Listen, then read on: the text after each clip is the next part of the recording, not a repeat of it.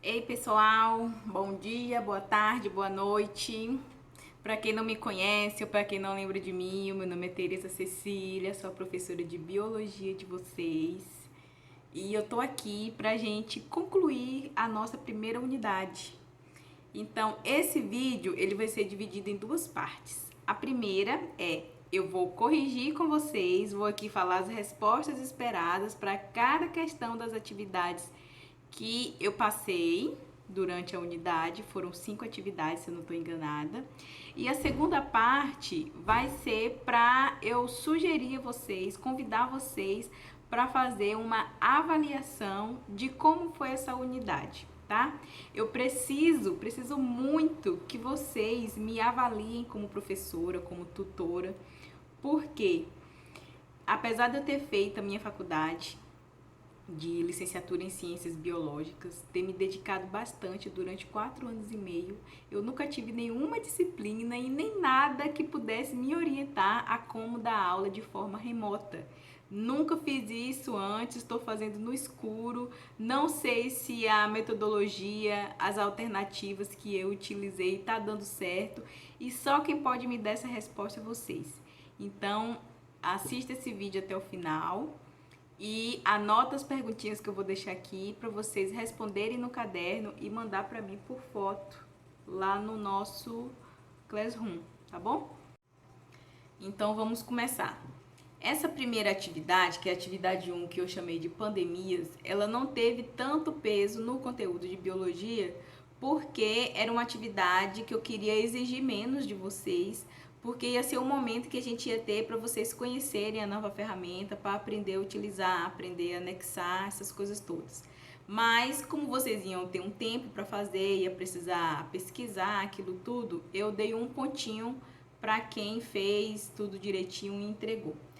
Eu percebi que a maioria não teve dificuldade. Quem conseguiu acessar a atividade fez de uma forma tranquila. Coloquei 2 vídeos para quem tem maior facilidade de acesso à internet e coloquei o texto que traz o mesmo conteúdo dos vídeos para quem tem a internet mais estável.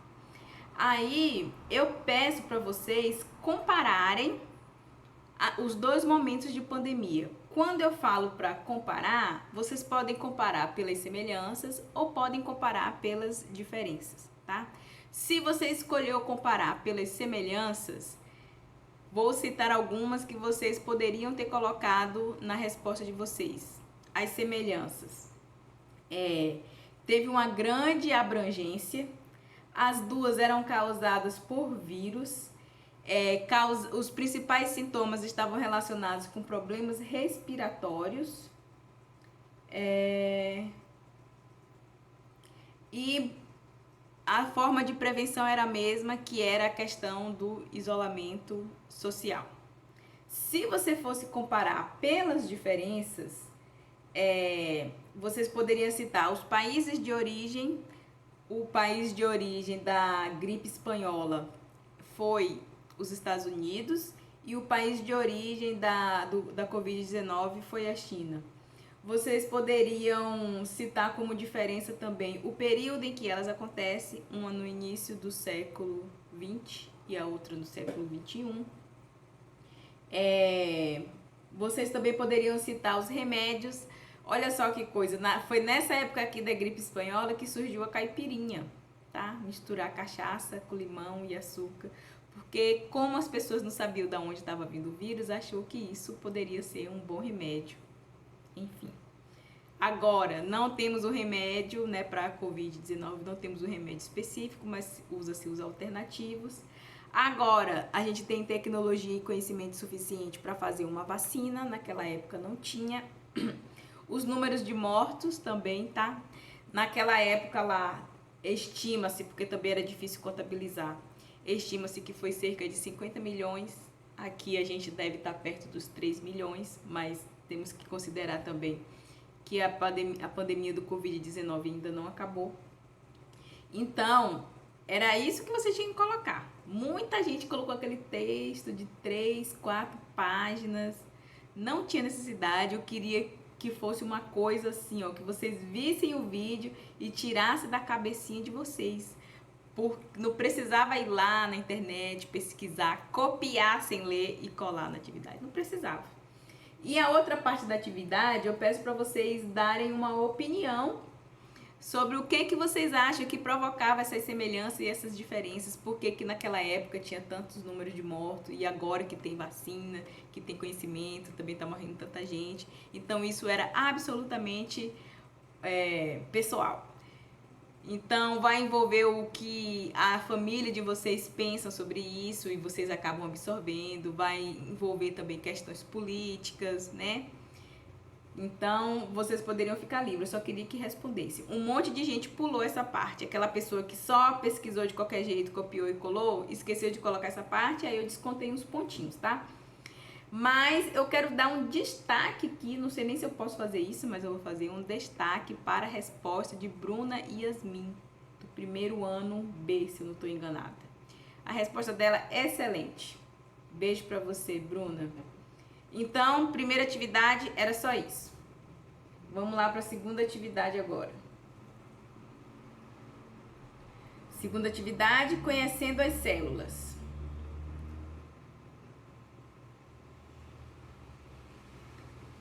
Nessa atividade aqui, eu disponibilizei a imagem de uma célula animal, a imagem de uma célula vegetal e a imagem de uma célula bacteriana. Basicamente, esses são os 3 tipos de células conhecidos hoje, tá? Células bacterianas é um grupo de células que tem as mesmas características. Células animais é um grupo de células que tem as mesmas características. E as células vegetais é outro grupo de células que tem as mesmas características, certo? Então, o que é que eu peço para vocês fazerem? Vocês tinham que observar essas células e escrever no seu caderno o nome das estruturas das células que são comuns nos 3 tipos de célula. A única coisa que vocês tinham que fazer era escrever o nome da membrana celular. É a única coisa que tem em comum das 3 células. Todo o resto são diferentes. E era justamente isso que eu queria que vocês percebessem, que elas pertencem a grupos diferentes, porque elas são muito diferentes. Mas se vocês quisessem comparar 2 a 2, teve gente que colocou aí célula animal com célula vegetal, depois célula animal com célula bacteriana e depois célula bacteriana com célula vegetal. Tranquilo também, a única diferença é que você ia ter mais trabalho, certo? Mas vamos lá. Célula vegetal, ela tem coisas específicas, como uma estrutura chamada vacúolo. O vacúolo, ele serve para armazenar substância. Sabe aquela frasezinha que a gente fala desde quando a gente estava lá na 3ª série? Que a gente fala que a planta, ela consegue produzir o seu próprio alimento? Então, ela produz o próprio alimento e esse alimento é uma substância que ela precisa ser armazenada. Precisa ficar armazenada na célula. Então, fica armazenada lá no vacúolo, que é exclusivo das células vegetais, porque só as células vegetais têm essa função específica de produzir o seu próprio alimento, tá bom? Outra coisa que é comum só das células vegetais são os plastos ou cloroplastos, que são são organelas responsáveis por produzir os pigmentos. Não tem que a planta é verdinha, não tem que a planta é mais branquinha, não tem que ela tem uma corzinha vermelha na flor ou uma corzinha amarela. Então, todos esses pigmentos, eles são produzidos e armazenados em estruturas chamadas plastos, tá? Como só as células vegetais, como só os vegetais produzem esses pigmentos que são necessários para outras funções da planta, só a célula vegetal vai ter essa organela que são os plastos. Coisas específicas da célula animal em comparação da célula bacteriana. A célula animal, ela é muitíssimo organizada, porque ela vai ter uma estrutura em torno do núcleo chamada de carioteca. Essa carioteca vai separar o DNA de todo o restante das organelas que ficam lá na célula. Isso é importante, porque quanto mais separadinho, mais organizado fica, mais específica a função. As células bacterianas desses 3 grupos aqui são as células mais simples. E o fator principal para a gente caracterizar a célula bacteriana como a célula mais simples é o fato dela não apresentar carioteca e o DNA dela fica lá misturado com as outras organelas, tá bom? Aí, características que só as células bacterianas têm. Nesse caso aqui das imagens, a presença dos pilos, que são esses flagelos que ficam em torno, que servem para reprodução, ajuda na locomoção, assim como o flagelo também, tá bom? Era isso. Aí teve gente também que colocou lá aquele textão, pesquisou na internet, aquele textão fica na cabeça de que não quer ter trabalho para fazer, mas aí acaba dobrando o trabalho, porque eu não vou pedir para vocês fazerem uma coisa que eu sei que vocês não são capazes de fazer, tá? Então, na próxima unidade a gente já pode mudar isso, tá? Vocês prestem atenção na atividade e coloca na mente de vocês que vocês são capazes de fazer as coisas. Não precisa só ficar copiando do Google e colando aqui. Não é bom, vocês não aprendem dessa forma. Agora vamos para a atividade número 3. A atividade número 3, o objetivo dela era você se atentar para que cada estrutura da célula possui uma função. Cada estrutura da célula, seja ela animal, vegetal ou bacteriana, ela tem uma razão de ser para estar ali naquela célula, tá bom? Mas também eu queria que vocês entendessem que, biologicamente falando, evolutivamente falando, todos os seres vivos que existem hoje, eles se originaram de um único ser. Que esse ser, ele foi se diferenciando, foi evoluindo e dando origem a essa diversidade de seres vivos que a gente conhece hoje, tá?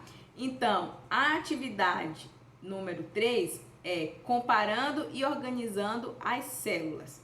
Então, tem aqui um monte de perguntinhas que para vocês responderem não precisava pesquisar no Google, bastava ir lá no caderno de apoio, na tabela que tem na página... Na tabela que tem na página 3 e 4 da trilha 1. Muito fácil de responder. Então vamos lá. A primeira pergunta: cite o nome de todas as organelas que são comuns aos 3 tipos de célula. Se você for lá na tabela, você vai ver o seguinte: se a estrutura estiver presente na célula, vai aparecer um Vzinho. Se a estrutura não estiver presente na célula, vai aparecer um X. Então, se eu peço para vocês olharem a tabela e citar o nome das organelas que estão presentes nos 3 tipos de célula, é só você olhar a linha onde tinha um Vzinho nos 3. E só tem 2, que são a membrana plasmática e o DNA. As únicas organelas, as únicas estruturas que estão presentes na célula bacteriana, na célula animal e na célula vegetal é a membrana plasmática e o DNA. Todas as outras coisas que aparecem aqui, às vezes tem 2, mas não tem na terceira, às vezes tem em uma e não tem nas outras 2, tá bom? Então, a primeira pergunta, a resposta é membrana celular e DNA. A resposta 2, existe alguma organela que é exclusiva de célula animal, ou seja, que não está presente em nenhuma das outras células? Existe, gente? Vamos aqui ver.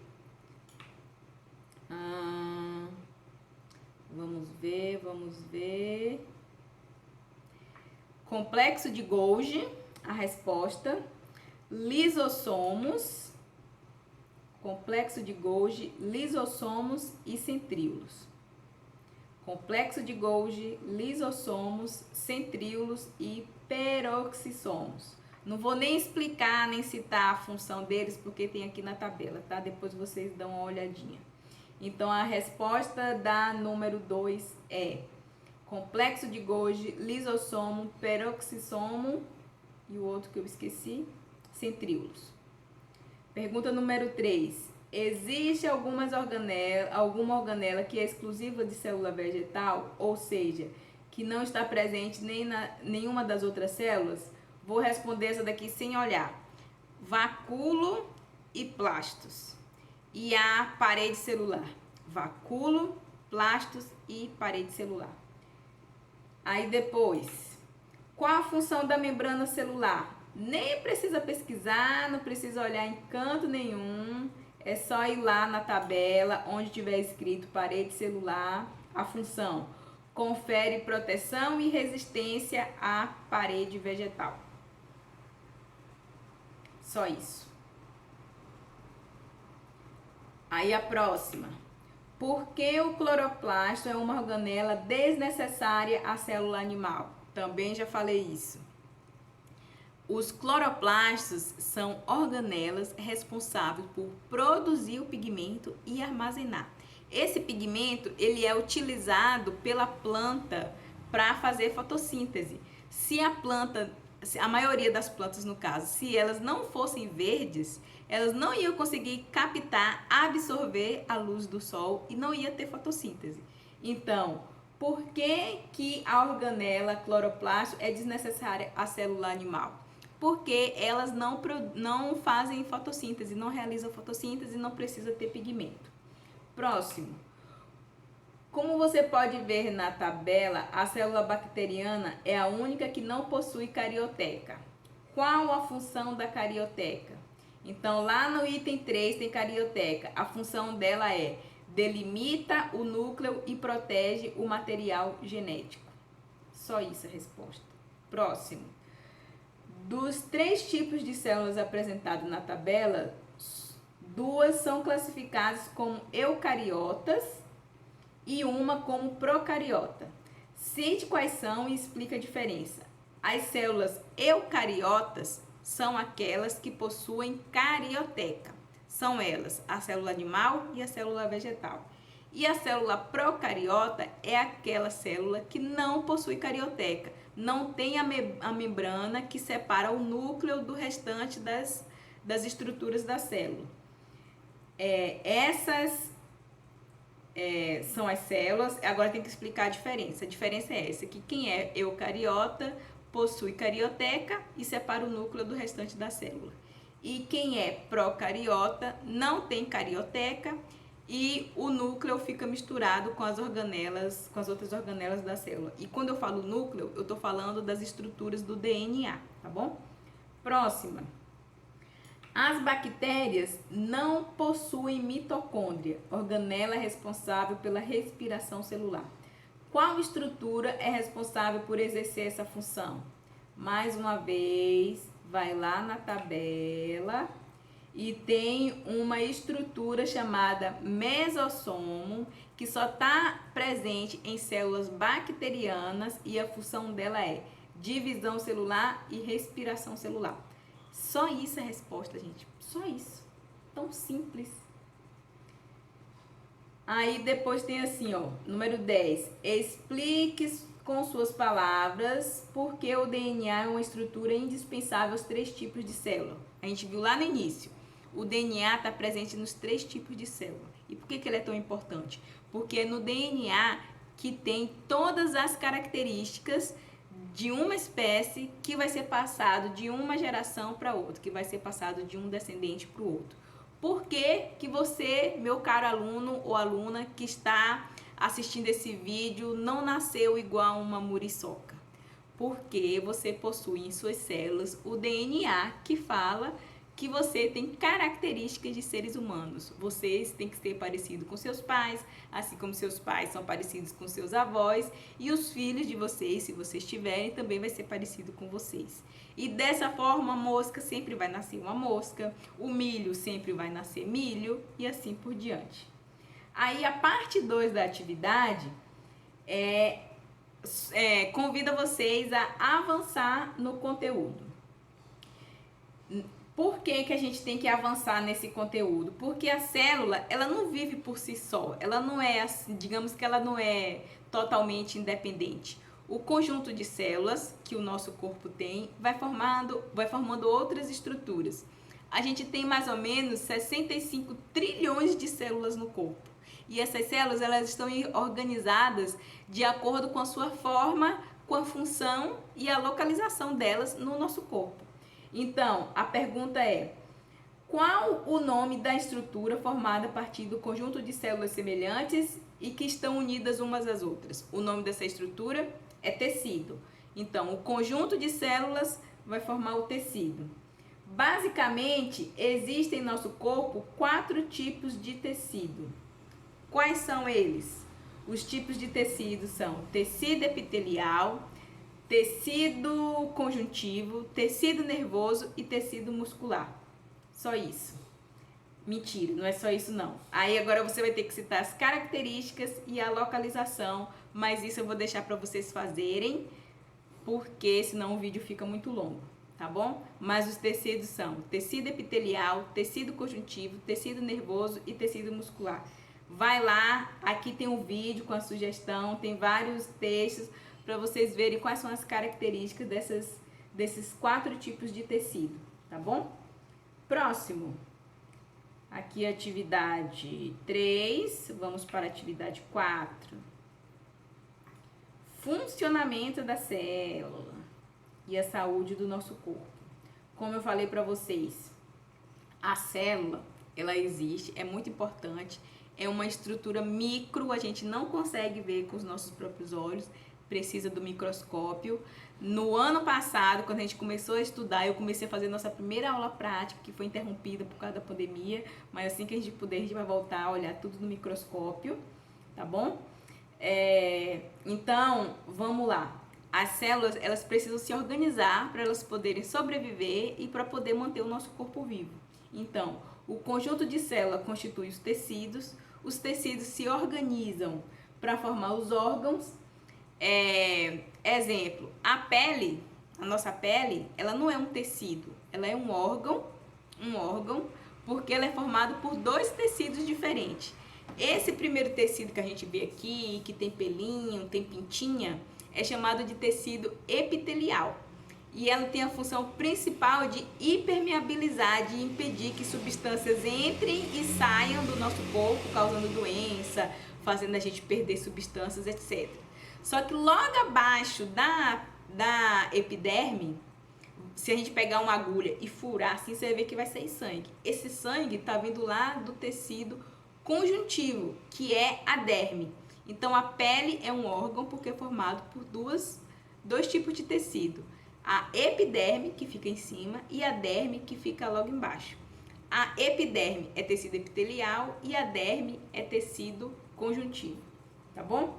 Então, as células formam os tecidos vão formar os órgãos formam os sistemas, e todos os sistemas, a gente tem sistema nervoso, sistema respiratório, sistema cardiovascular, sistema linfático, sistema urinário, sistema reprodutor. Todos esses sistemas, trabalhando aqui de forma harmoniosa, vai formar esse corpinho lindo que vocês têm, que também pode ser chamado de organismo, tá bom? Então, a gente tem que entender que essas células juntas, elas vão formar o nosso corpo, e é muito importante que esse corpinho de vocês tenha saúde. Para a gente entender como que uma coisa depende da outra, eu peguei aqui como exemplo um texto que traz uma discussão sobre obesidade e desnutrição, tá bom? Tanto a obesidade quanto a desnutrição significa que as nossas células não estão trabalhando da forma que deveriam. E se elas não estão trabalhando da forma que deveriam, vai afetar os tecidos vão formar os órgãos, então afeta os órgãos também, até causar um problema que envolve todo o organismo, certo? Então, é só procurar lá no texto, não tem dificuldade nenhuma. Eu até especifiquei as páginas que você tinha que procurar. Definir o que é obesidade e o que é desnutrição, ver as características de uma pessoa obesa, as consequências da obesidade e da desnutrição, como que a gente faz para evitar. Vocês pesquisaram o que é produtos diet e produtos light? Vocês sabiam que tem uma grande diferença? Produtos light são aqueles que a única diferença dele para os outros produtos é que tem uma menor quantidade de gordura. Esses alimentos light são feitos para aquelas pessoas que precisam fazer uma dieta durante o dia de baixa caloria. Então ele vai ter redução do valor calórico, redução da quantidade de gordura no alimento. Já o produto diet é para quem faz algum tipo de dieta específica, que não pode comer algum dos ingredientes que compõem os alimentos. Por exemplo, você conhece algum diabético? Tem algum diabético na família? O diabético não pode ingerir alimentos que tenham açúcar. Não pode. Então, não adianta nada um diabético comer alimento light. Ele tem que comer diet e esse alimento diet tem que ser zero açúcar. Não tem aquelas pessoas que têm pressão alta, que não pode comer sal, tem que ingerir pouco sódio.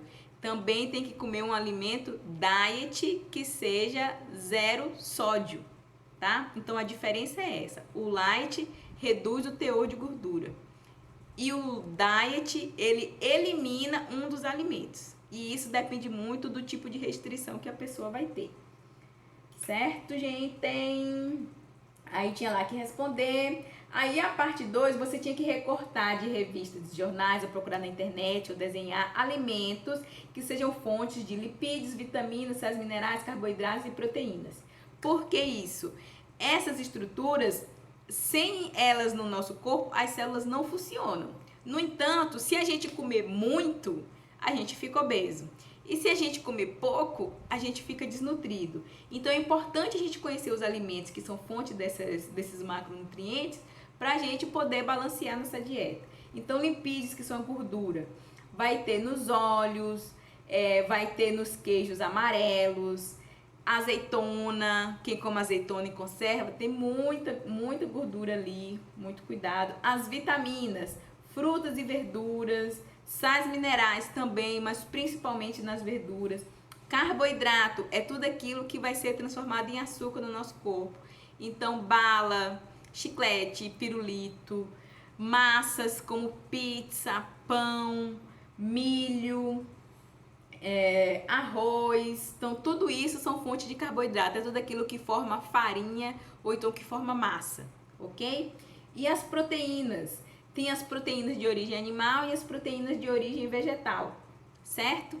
As proteínas de origem animal, carnes de todos os tipos, queijos de todos os tipos, leite de todos os tipos e os seus derivados, manteiga, etc. E as proteínas de origem vegetal, que são tão valiosas quanto as proteínas de origem animal, são os feijões, lentilha, milho também tem proteína, aquele grãozinho de soja. Tudo isso são proteínas de origem vegetal. Aí depois que você desenhou e você colou, você vai classificar esses alimentos como saudáveis ou não saudáveis. Imagine que na parte aí de gorduras, você colocou um pacotinho de batata Ruffles, salgadinho. Você acha que isso é saudável ou não saudável? Digamos que na parte aí de carboidratos, você colocou batata frita, ou então uma pizza. Isso é saudável ou não saudável? Mas na parte de proteína, você colocou leite. Isso é saudável ou não saudável? Na parte de carboidrato, você colocou lá Toddy, ou Nescau, ou chocolate. É saudável ou não saudável? Isso aí que vocês vão colocar, tá bom? Aí depois você tinha que escrever como que essas macromoléculas participam do funcionamento das células do nosso corpo. Então a proteína vai dar sustentação, só resumindo, proteína vai dar sustentação, carboidrato vai dar energia, as vitaminas e sais minerais, eles vão funcionar como as ferramentas que vai fazer as coisas engrenarem, as coisas funcionarem, e os lipídios vão ser responsáveis pela produção de substâncias, como os hormônios, por exemplo, que a célula não funciona se não tiver hormônio. Hormônio do crescimento, hormônios sexuais, hormônio do desenvolvimento e assim por diante, certo? A última atividade que eu passei para vocês foi o vídeo que traz na realidade o que é uma alimentação mal feita, o que é uma saúde mal cuidada e que isso tem que começar desde pequenininho. Então, vocês tinham que assistir o vídeo e responder só 4 perguntinhas. Do que se trata o documentário, eu acabei de falar, são crianças que foram acompanhadas por um período de tempo para mostrar como que se constrói a relação do alimento com a pessoa. Depois vai perguntar se esse documentário se encaixa na realidade que você vive com sua família. Tem obeso na sua família? Você tem sobrepeso? Sua alimentação, ela nutre o seu corpo ou ela traz doença? Depois, quais as principais lições que você pode extrair desse documentário? Quais são? Isso aí só você pode dizer. De acordo com as informações trazidas com este documentário, você avalia a sua alimentação. Como você avalia a sua alimentação e da sua família? Só você vai dizer também, colega. Então é isso aí. Espero muito que vocês tenham tirado algum proveito dessas atividades. Fiz na melhor das intenções, busquei conhecimento, mas eu sei que não é suficiente, então eu preciso que vocês me dêem um retorno do que deu certo e do que não deu certo. Por exemplo, esse momento aqui que a gente conversou sobre as atividades, que eu falei para vocês o que é importante aprender, o que é importante pesquisar em cada atividade aqui. Você achou isso importante? Outra coisa que eu preciso saber, vai anotando aí para vocês me responderem depois e mandar aqui no Classroom. Outra coisa que eu preciso saber, vocês acham melhor esse momento dessa nossa conversa aqui antes de eu passar a atividade, lá no início da unidade, ou agora sim no final da unidade tá legal? É melhor que você reflete sobre o que você fez. Outra coisa que eu preciso saber, quanto tempo por semana você se dedicou para fazer essa atividade? Na verdade, essa atividade, todas as atividades de biologia. Outra coisa, você precisou de ajuda dos colegas para responder? Eu sei que cada turma tem um grupinho aí. Se vocês precisarem consultar os colegas. Outra coisa que eu preciso saber, se você procurou a minha ajuda, eu te respondi? A resposta que eu dei te ajudou na sua dúvida? Eu te respondi no tempo certo ou você acha que eu demorei demais? Teve alguma coisa que eu fiz que você não gostou de jeito nenhum, que te atrapalhou muito? Escreve aí porque eu preciso saber. Isso não é nenhum acerto de contas, não é nada disso, tá, gente? É só porque eu fico com a consciência pesada quando eu tô fazendo uma coisa e eu acho que eu não tô fazendo bem. E agora, nessa situação específica, não tem como eu me avaliar. Eu sei, assim, que eu tô estudando, estou propondo uma atividade que seja acessível tanto para quem tem internet quanto quem não tem internet. Mas eu preciso saber como que vocês estão recebendo isso aí. Então, por favor, me ajudem. Por enquanto é isso. Estou dentro do tempo. Eu pensei assim que uns 30 minutos ia ser o suficiente. Sucesso para todo mundo aí. Espero que a nota que vocês vão receber seja o suficiente para vocês alcançarem sucesso e conseguir avançar para as próximas unidades. Qualquer coisa é só me procurar aqui, tá bom? Beijo para vocês, até mais.